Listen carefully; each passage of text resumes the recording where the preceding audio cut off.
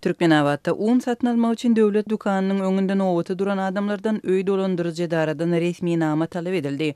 Azatlyk radiosynyň Türkmenistandaky habarçysynyň 15-nji noýabrda aýtmagyna görä adamlaryň ýaşaýan ýeri baradaky bu resmi nama şäheriň dukanlarynyň birinde öňe sürilipdir. Türkmenabatda un satın almak için öý dolandyrjy daradan resmi nama getirmegi talep etdiler.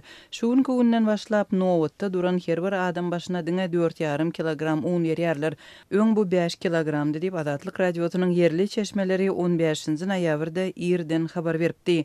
Günüň dowamında bu talabyň dukanyň işgärleriniň däldi alyjylary nowata ýazgy alýan adamlar tarapyndan öňe sürülenligi ma'lum boldy. Bu talabyň ýalňyşlyk bilen edilenligi ony söwdeger däldi.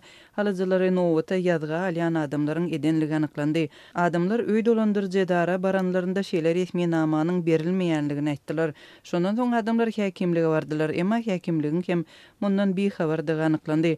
Olar öý dolandyrjy darasyna zaň edip şeýle ýagdaýlaryň öňüni almagy tapşyrdylar diýip habarçymyz gurrun berdi.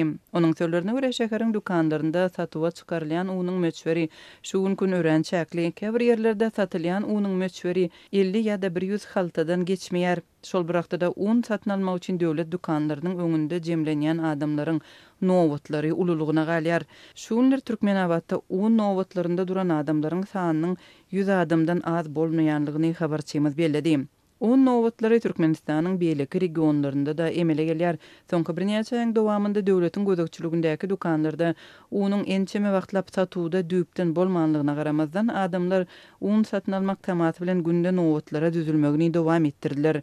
Türkmenistanda döwletiň garamagyndaky dukanlarda satylýan unyň we çöregiň bahasy döwlet tarapyndan kesgitlenýär. Gytçylykdaky unyň 1 kilogramynyň bahasy 2 manat derejesinde saklanýar. Azatlyk radiosynyň Türkmenistandaky habarçylarynyň maglumatlaryna görä unyň satuwda bolmazlygyna degişli ýagdaý oktyabr aýynyň ortalaryndan beri ýurdun ähli welaýatlarynda we paýtagtynda dowam etdi.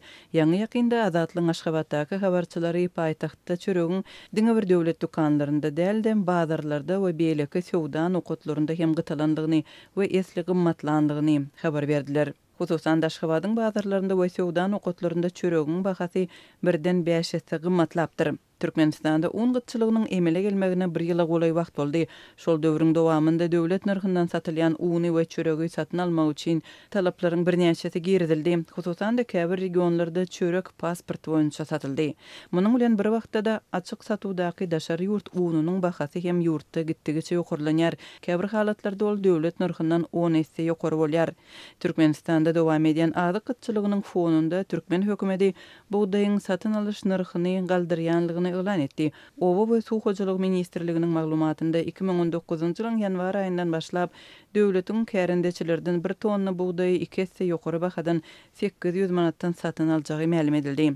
Türkmen medeniýeti şu ýyl ýurtda 1 millionddan gowrak buğdaýyň harmanlara tapşyrylanlygyny habar berdi, emma sanlary tahkikleşdirmedi. Döwletiň kesgitlen planyna görä şu ýyl ýurtda 1.600.000 tonna möçberde buğdaý hasylyna garaşylýardy.